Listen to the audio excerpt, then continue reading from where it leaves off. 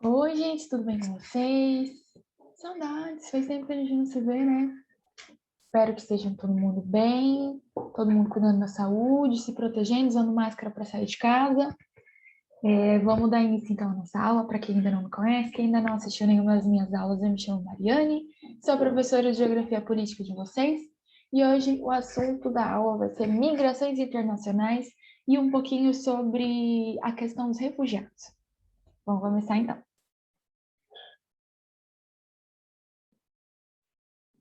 A aula de hoje a gente vai dividir em três partes principais. Eu vou passar um pouquinho para vocês sobre o glossário, que foi como eu chamei.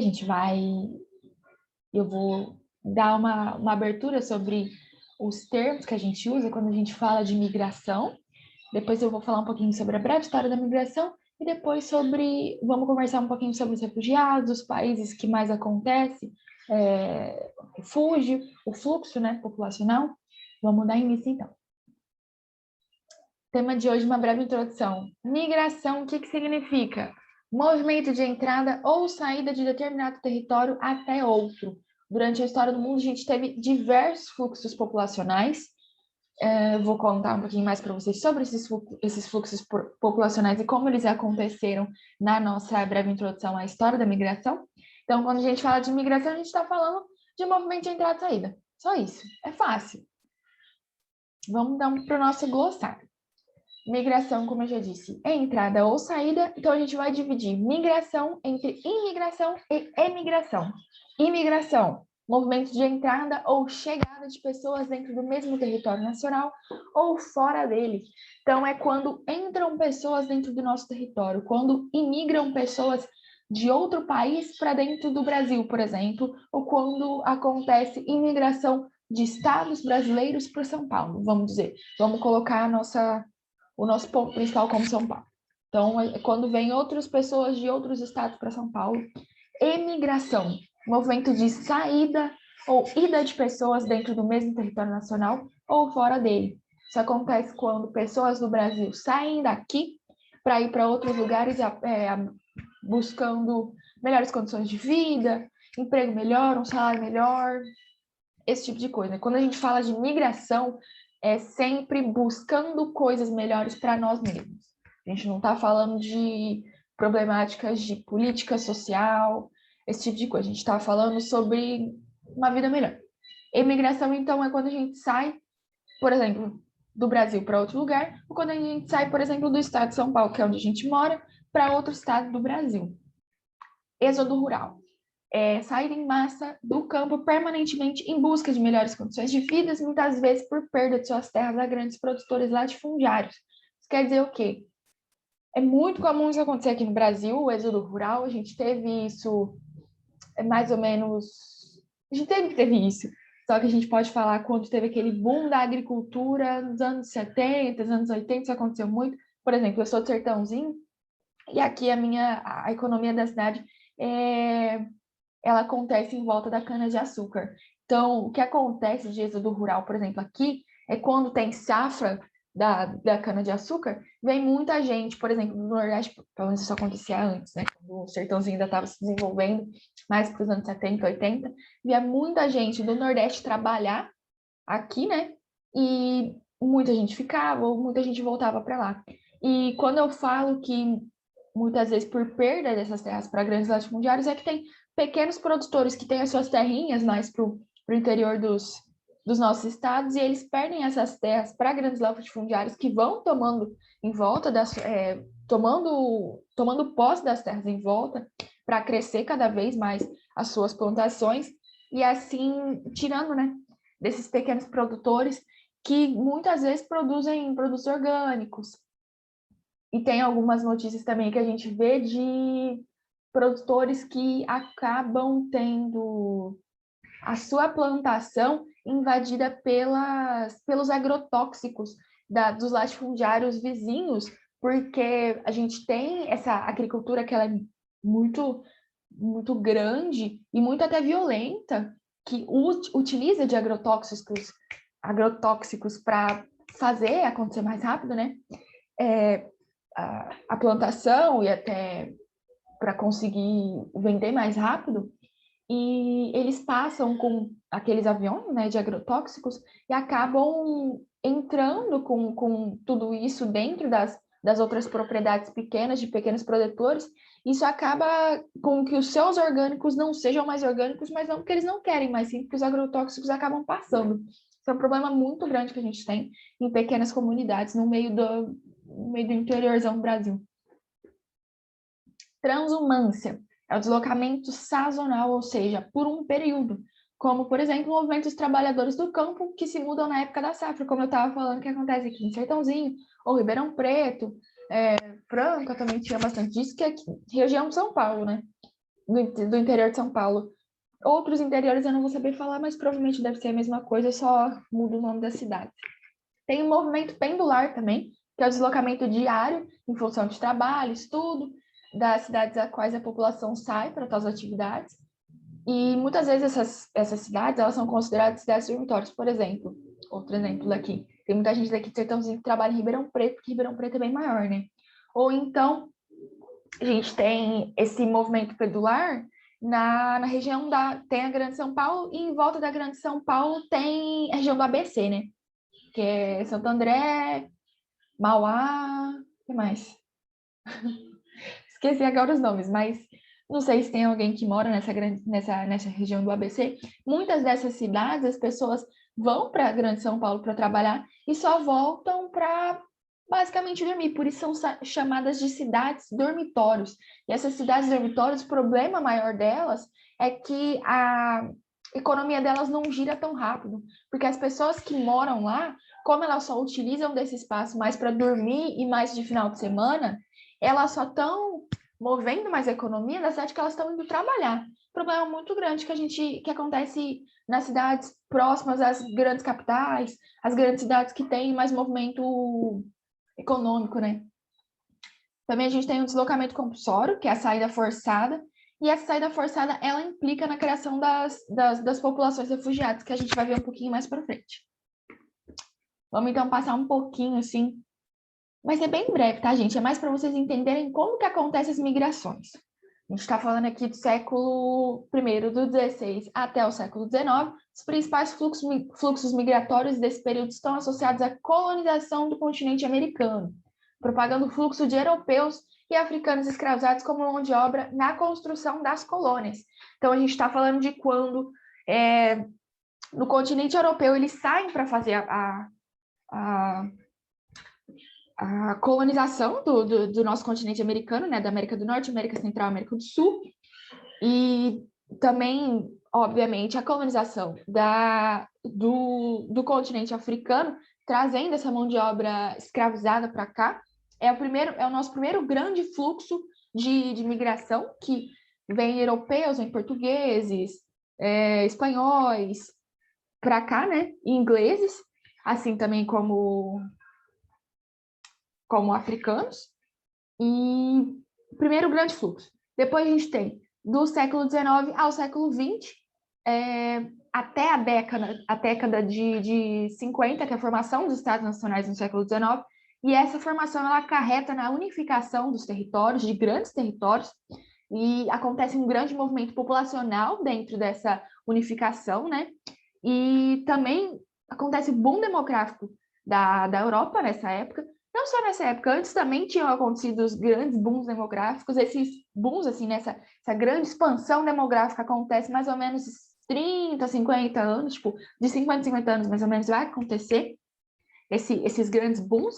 Nessa época também tinha acontecido, que acaba desenvolvendo conflitos bélicos gravíssimos, que a gente conhece como Primeira e Segunda Guerra Mundial, depois vem a Guerra Fria, né?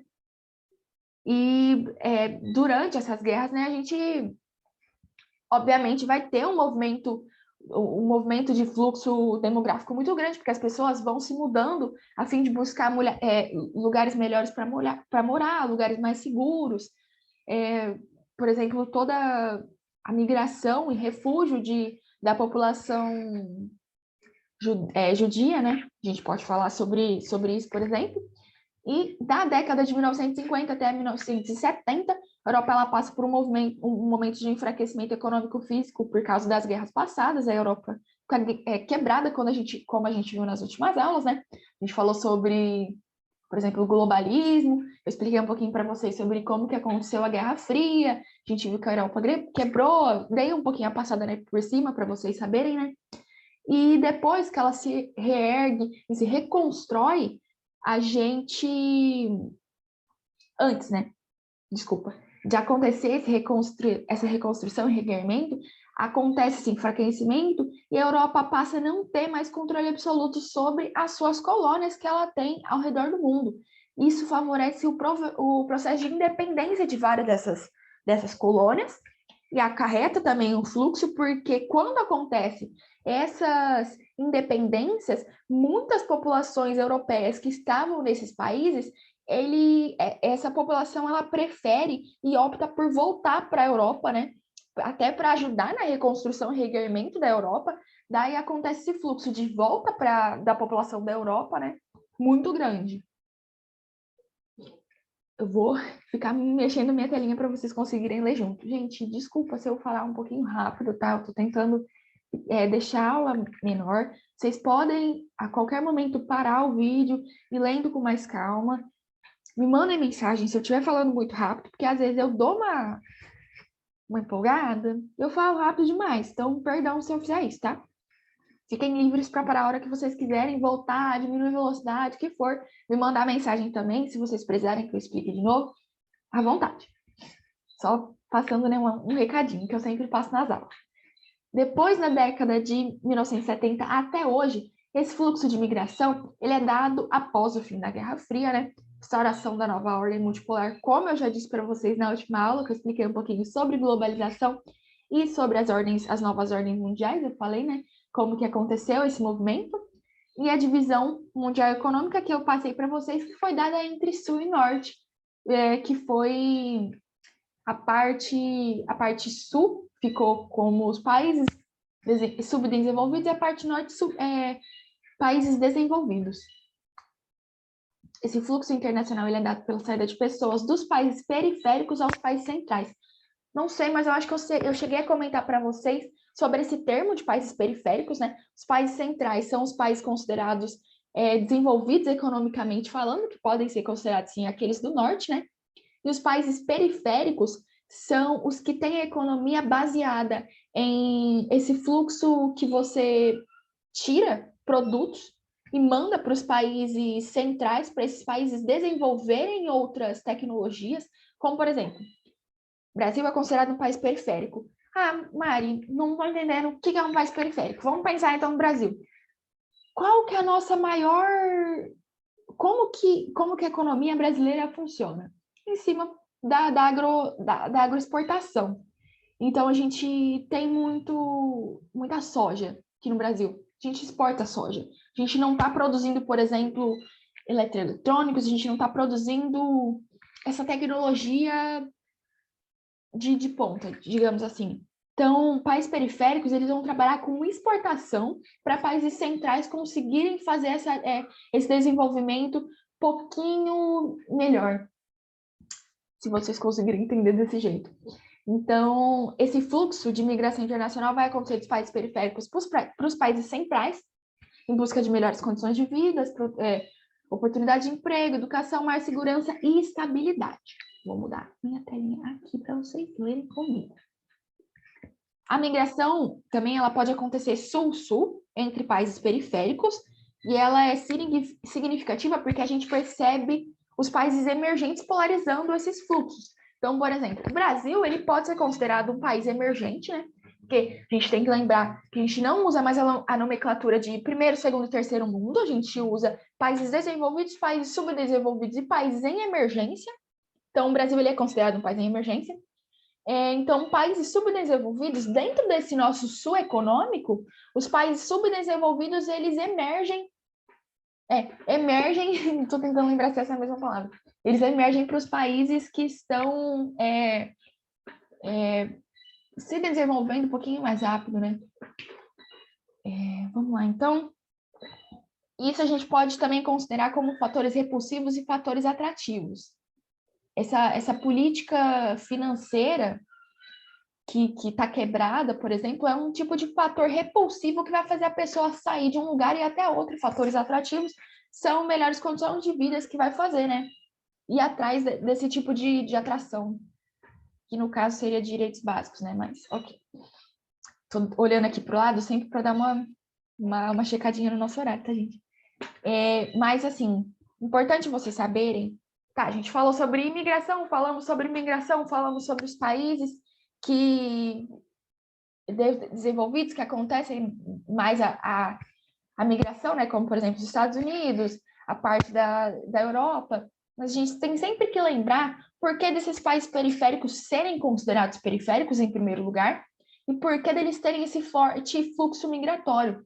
Isso só acontece devido ao nosso histórico de colonização, a gente tem que sempre lembrar disso, de esse histórico de colonização, de abuso, de roubo dos nossos recursos naturais, da nossa exportação, né, de recursos naturais pelas grandes potências imperialistas, é desse jeito que acontece e que a gente acaba ficando nesse nível e nesse lugar, nesse patamar de país periférico, porque a gente só é país periférico porque um outro país imperialista veio e tomou posse, aconteceu toda a colonização, fomos roubados. Sim, sim, toda a ladainha da colonização, né? É uma ladainha que é importante a gente saber, porque a gente tem que, como país da América Latina, principalmente, países que sofreram muito na mão de países imperialistas, a gente tem que ter essa noção do porquê somos países periféricos, do porquê somos países que ainda estamos nos desenvolvendo, porque somos países emergentes ainda em pleno século XXI, em pleno 2021, né?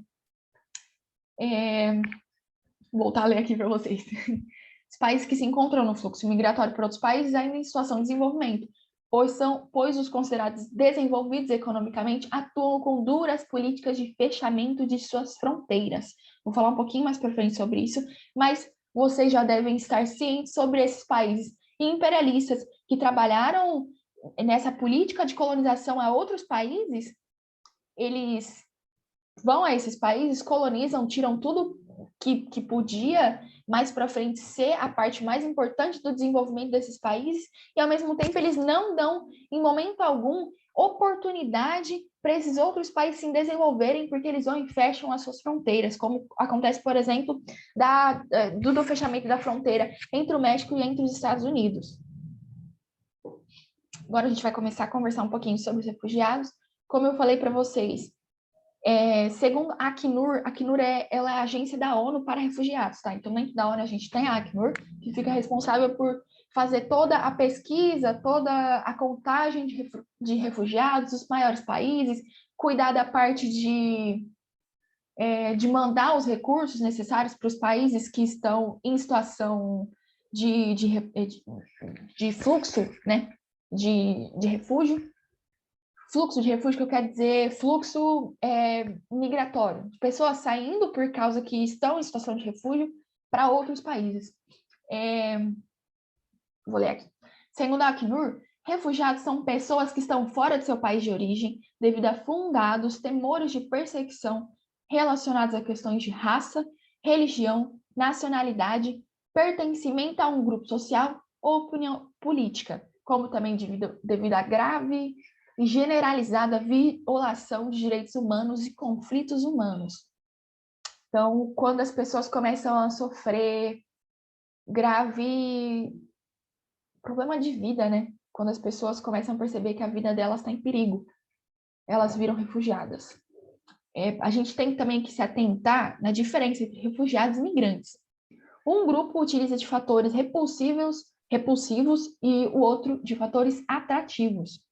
O fluxo migratório, ele é dado a partir do que a gente conhece por fatores atrativos, como eu já disse, ou seja, melhores condições de vida, oferta de emprego, melhores salários, etc. E os refugiados, eles se deslocam devido aos fatores repulsivos, que envolvem riscos ao bem-estar social, de saúde, político, econômico de uma pessoa ou de um grupo. Tá bom? Então, a gente tem que sempre ficar bem atento à diferença entre refugiado e migrante. O refugiado, ele migra, mas ele não está migrando por fatores atrativos. Ele está migrando por causa de fatores repulsivos. Por causa da sua vida, né? Em primeiro lugar. Vou mudar de novo. Tá. O mundo, ele chega hoje, pelo menos em 2019, ele já chegou nessa marca, em 2018. Agora deve estar bem mais, ou deve ter subido uns 10, 15, 5, 10 milhões por aí. Em 2018, ele chega a 70 milhões de refugiados registrados pela Acnur. Desse número, 41 milhões ainda se encontram nos países de origem, são pessoas que vagam ainda dentro de sua região. Então, por que que acontece? A gente tem esse número absurdo de refugiados, que chega a 70 milhões, mas desses 70 milhões, apenas não, 41 milhões de pessoas ainda se encontram dentro dos países de origem. Por quê? Para você ser refugiado, não significa necessariamente que você está saindo do seu país de origem. Tá? Por exemplo, ser refugiado pode significar que você está saindo do seu território para um território vizinho. Ou, por exemplo, que você não está saindo do seu continente, você está saindo para um país vizinho dentro do seu continente. A gente está, assim, eu falei para vocês que eu ia preparar essa aula palestina, ela está dando um pouquinho mais de trabalho, porque eu estou conversando com a professora Letícia, que é a professora de história de vocês. A gente está desenvolvendo essa aula em conjunto, porque eu também quero, eu e ela, a gente está conversando para trazer toda a história da Palestina e também todos os do que está acontecendo com a Palestina, por que está acontecendo. Então está demorando um pouquinho mais, mas vai sair, gente. A gente também está vendo como que a gente vai fazer, se essa plataforma vai ser ao vivo ou não, mas vai sair. A gente pode pegar de exemplo, por exemplo, os palestinos, né, que estão tendo que sair do seu território e indo para os territórios vizinhos, e eles são considerados refugiados. Então, a gente tem tipos de refugiados diferentes, né? E segundo as informações do Acnur, ao final de 2018, cerca de 70,8 milhões de pessoas foram forçadas a deixar seus locais de origem por diferentes tipos de conflitos. Desses, cerca de 25,9 milhões são refugiados e 3,5 milhões são solicitantes de reconhecimento das condições de refugiados. Porque quando você muda, por exemplo, de um país para outro, você precisa pedir asilo ou você precisa pedir essa condição de refugiado, senão você vai ser considerado um imigrante ilegal e você sofre, por exemplo, a pena de ter que voltar para o seu país de origem. Os países que mais possuem refugiados são a Turquia, com 3,7 milhões, o Paquistão, com 1,4 milhão, e a Uganda, com 1,2 milhões de pessoas refugiadas. No panorama mundial, o documento do Acnur apura que 77% dos refugiados do mundo vieram de 3 países, da Síria, do Afeganistão e do Sudão do Sul. Sudão do Sul teve uma guerra com o Sudão do Norte, um tempo atrás. Posso trazer para vocês depois alguns vídeos mais curtos falando sobre essas guerras, sabe, mais rápido, para vocês entenderem um pouquinho mais. E a Síria, hoje em dia, ela ainda está com todos os seus problemas, seus conflitos, a gente ainda vê um fluxo de refugiados muito grande na Síria, né? E um dos motivos do fluxo de migrações e refugiados no mundo foi o movimento da Primavera Árabe. Eu posso depois comentar um pouquinho mais a fundo com vocês, eu vou passar só por cima hoje, só para a gente entender, até porque meu tempo está acabando, só para a gente saber da onde que acontece mais esse fluxo de refugiados, né? Por causa dessa Primavera Árabe, oh meu Deus, árabe, desculpa, tá? Às vezes eu gaguejo um pouquinho. Que se alastrou para os países vizinhos, né, de toda a região do norte da África e Oriente Médio. O que aconteceu? A Primavera Árabe basicamente foi uma onda revolucionária de revoltas populares e manifestações contra os regimes autoritários que aconteciam no norte da África e Oriente Médio, né, dos países dessa região, pela população, que já estava cansada de sofrer esses regimes autoritários, e teve início dia 17 de dezembro na Tunísia. Tunísia, se eu não me engano, fica no norte da África. Com a ajuda das redes sociais, o movimento ele se alastrou muito rápido. A gente vê aí, por exemplo, um exemplo da globalização, né? Sem a ajuda da globalização, sem a ajuda da internet, né? Desse meio de globalização, de comunicação mais rápida, a gente, por exemplo, não teria não sei como fala essa palavra, essa movimentação da Primavera Árabe como foi, né? A gente não ia saber dela tão rápido como a gente soube. O que aconteceu? Eu não coloquei aqui, mas basicamente eu coloquei para vocês no documento corridinho, tá? Mas basicamente o que aconteceu foi que teve um vendedor numa praça na Tunísia e ele estava sendo autuado de novo pela polícia de uma forma extremamente violenta e forte, porque eles lá estavam cobrando muitos impostos para as pessoas que trabalham na rua. E esse cara, ele ficou cansado disso tudo e foi até as portas do governo tunisiano e jogou fogo nele mesmo.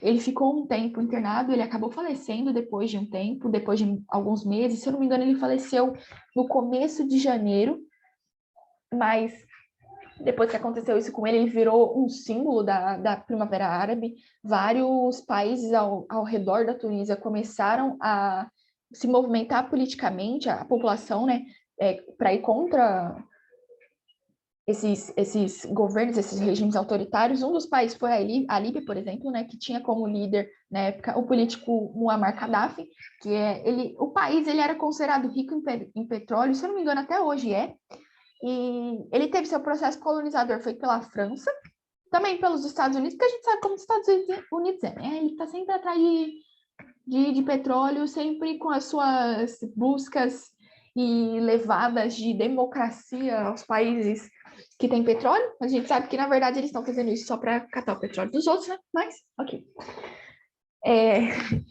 Esse processo colonizador que aconteceu, a população começou a se revoltar contra o seu líder político, que era Muammar Gaddafi. A França e os Estados Unidos entrou nesses conflitos e armou, né, a população na época, então virou um movimento armado, diferente, por exemplo, da Tunísia. A população da Tunísia teve, sim, esse movimento, mas ele foi violento, mas ele não foi movimento de ter uma movimentação armada tão forte como, por exemplo, foi na Líbia. No Egito, a gente também teve essa movimentação mais forte e armada também. O líder de lá era o Hosni Buramak. Ele vinha se utilizando de leis mais rígidas com a população, colocando a sua comunidade, porque eu não lembro agora qual era o nome, mas ele vinha de uma comunidade específica dentro do Egito, e ele colocava essa comunidade acima do seu povo egípcio, né? E isso estava deixando a população numa situação muito ruim, né?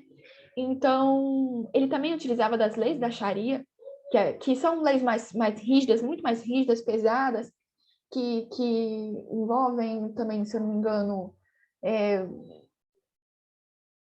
morte, etc. Gente, eu não vou entrar a fundo, porque eu preciso estudar mais, eu vou ser sincera com vocês, eu preciso estudar mais sobre esses países e sobre o que estava acontecendo na época para passar para vocês. Eu posso fazer, sim, essa passagem para vocês depois de artigos de confiança, que eu sei que vocês vão conseguir entender mais fácil, mas eu estou passando só para cima para vocês saberem os países que tiveram mais refugiados por causa dos seus movimentos armados, tá? Então, por causa disso, no Egito também aconteceu esse fluxo de refugiados. A gente teve também Síria, como eu já disse, que tinha o Bashar al-Assad, era um país que trabalhava com exportação de gás natural e petróleo também, e no seu território ocorria a passagem de produtos europeus em direção à Ásia antigamente.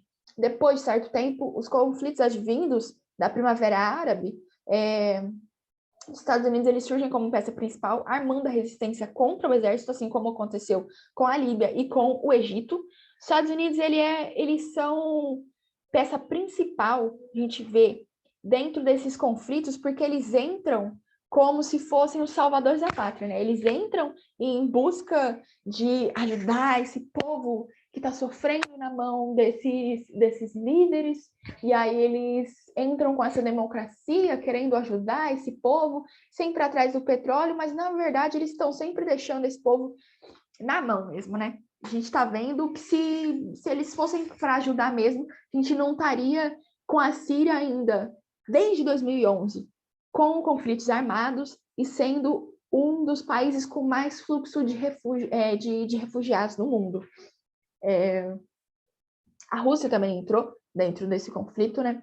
Que leva a guerra da Síria, que, como eu já disse, vem desde 2011, com a maioria das coisas acontecendo em Alepo. Se eu não me engano, é a capital, posso estar errada, desculpa, mas a cidade principal, que aconteceram toda a movimentação mais violenta, e essa movimentação violenta aconteceu entre os rebeldes, que é a população que estava indo contra o governo e o Estado Islâmico. Então, era uma frente de 3 lados, porque eram os rebeldes de um lado tentando defender a Síria, defender o seu povo sírio, tinha o governo indo contra esses rebeldes, e em terceiro lugar tinha o Estado Islâmico tentando acabar com os dois, né, ao mesmo tempo. Posso também fazer uma aula para vocês sobre o Estado Islâmico, explicando um pouquinho mais sobre a situação, né? Se vocês quiserem, uma coisa mais curtinha, ou passo para vocês também alguns textos falando um pouquinho sobre, tá? Ou alguns outros vídeos de outros professores explicando sobre a situação. Tá, vou correr aqui, porque eu já estou em cima da hora, mas já estou acabando. O que acontece? Quando a gente tem todos esses países que tem esse fluxo de refugiados muito grande, eles recorrem porque assim, norte da África fica, tipo assim, tem a África aqui, eu não tenho nenhum mapa aqui perto, mas tem a África aqui, né? O norte da África fica mais ou menos aqui, também a parte do Egito, né? Síria, e essa parte toda aqui, eles fluem para cima, né? Para a parte da Europa. Então, a gente tem a África aqui, e aqui em cima ficava Itália, Espanha. Então, eles vão, né? O primeiro fluxo vai para a Espanha e para a Itália. O que acontece é que as fronteiras são fechadas desses dois países, porque o país começou a sentir que estava vindo muita gente, eles não estavam dando conta e fecharam as fronteiras. E depois começaram a subir, os refugiados começaram a subir para a Grécia, Croácia, Albânia e Bósnia, que são países que estavam quebrados e ainda estão quebrados economicamente, então eles também começaram a fechar a fronteira. E os países que mais recebem até hoje são a França e a Alemanha. A Alemanha ainda continua recebendo. A França passou por um período que tem uma política e um governo mais autoritário, não autoritário, mas um governo de direita que era contra esse fluxo, né? Também aconteceu o Brexit da Inglaterra saindo do bloco econômico deles, né? Da União Europeia, e com isso tudo também aconteceu deles irem contra essa abertura de fronteiras para os refugiados. Problema muito grande isso, tá? Porque o que acontece é quando você fecha as fronteiras, não só quando você fecha, mas esse fluxo de refugiados, ele sempre acaba em xenofobia com as pessoas que estão indo para outros países, né? Por exemplo, a gente está vendo hoje em dia ainda toda a treta da França com essa lei que proíbe o uso de símbolos religiosos ostensivos como o véu islâmico, quipá judaico e os grandes crucifixos nas escolas públicas. Só que acontece várias mulheres estão tendo problema porque elas não podem usar o seu véu e exercer o seu direito à sua religião em lugares públicos na França. Então, são meninas muito novas e mulheres que estão tendo que tirar esse véu, que está ferindo. Então, assim, a gente tem que entender que eu vou ter que acabar passando um pouquinho, gente, desculpa mesmo por causa do horário. A gente tem que entender que quando a gente fala, por exemplo, do hijab, perdão se eu estiver falando errado e ofendendo alguém, desculpa. O hijab, por exemplo, que tem as mulheres que usam. Gente, isso não ofende em momento algum o direito social dessa mulher e o direito político dessa mulher. A gente tem que entender que essas mulheres, elas sempre usaram isso e é um direito delas de usar e de exercer a sua religião. Em momento algum, a gente pode pensar que isso está tirando a liberdade de expressão dessa mulher, porque isso não está acontecendo. Isso daí é coisa de teoria de feminismo liberal. Então, a gente tem que ter muito cuidado quando a gente fala, quando a gente começa com esse discurso, quando vocês começarem a ouvir esse discurso de porque isso está agredindo o espaço da mulher enquanto mulher, esses tipos de véus estão agredindo. Não está. A gente tem que parar com essa ideia, porque essa ideia vem de um feminismo liberal extremamente absurdo, tá, gente? Então, por exemplo, quando a França impede essas mulheres de usarem esse véu, a França está sendo extremamente xenofóbica, impedindo essas mulheres de exercer o seu poder religioso, sabe? Que isso não está afetando ninguém. É o véu dela, sabe? A religião dela. Então, a gente está tendo muito problema com isso na França, por exemplo.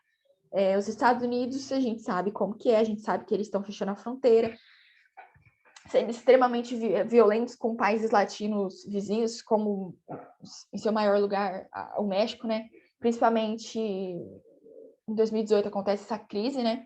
Nos Estados Unidos, eles preferem e optam por fechar suas fronteiras, e com a campanha do presidente Trump, acontece uma perseguição muito mais forte de imigrantes ilegais, aumenta a xenofobia, os casos de violência, a construção do muro nas fronteiras do México, né? Quando ele entra no poder, mas a gente tem que tentar sempre lembrar que essas políticas de restrição, elas não vêm sendo construídas só a partir do governo Trump, elas vêm sendo construídas a partir, sim, do governo do Barack Obama. Ele tem essa fala um pouco mais... Não é de esquerda, mas é uma fala que tenta, tipo, ser um pouquinho mais liberal, nesse sentido da palavra, mas eles ainda acontecem essa política de restrição. Só que dentro do governo Trump a gente vê ela muito mais forte, né? A gente vê crianças sendo tiradas das suas mães, dos seus pais, das suas famílias, colocando dentro de prisões. Então, assim, uma barbaridade. E para a última parte, vai ficar gigante, desculpa.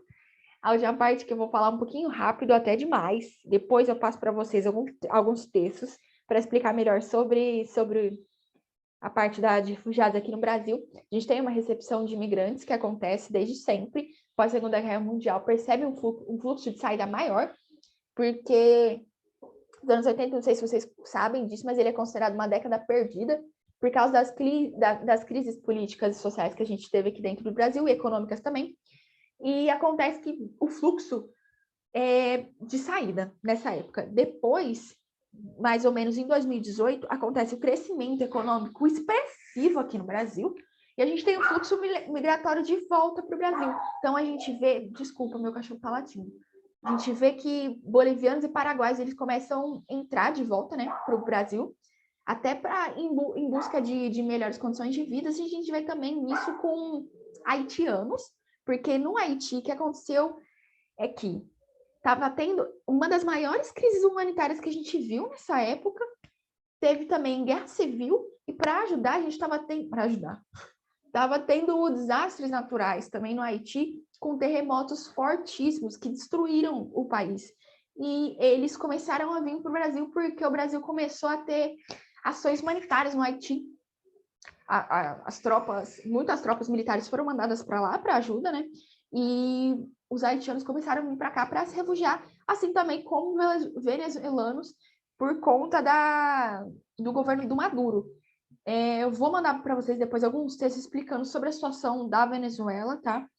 Porque as fronteiras no Brasil estão abertas, não agora, por conta da pandemia, mas a gente recebe um fluxo de venezuelanos, mas a gente tem que entender que o fluxo de venezuelanos aqui no Brasil não é tão grande assim, porque eles vão, na maioria das vezes, para a Colômbia, até por causa da barreira de linguagem, porque mesmo o Brasil sendo um país latino, a gente fala português, e não são outros, a gente não tem outros, se eu não me engano, um país só, que a Guiana Francesa, se eu não me engano, fala português, por conta da colonização, mas outros países falam espanhol, então, por causa dessa barreira de linguagem, a maioria do fluxo venezuelano vai para a Colômbia. A gente também tem um fluxo grande, mas por conta de toda essa xenofobia, assim, dessa quantidade de gente reaça, falando de venezuelano vindo para o Brasil, a gente pensa que é estrondoso o número, mas não é tão grande assim.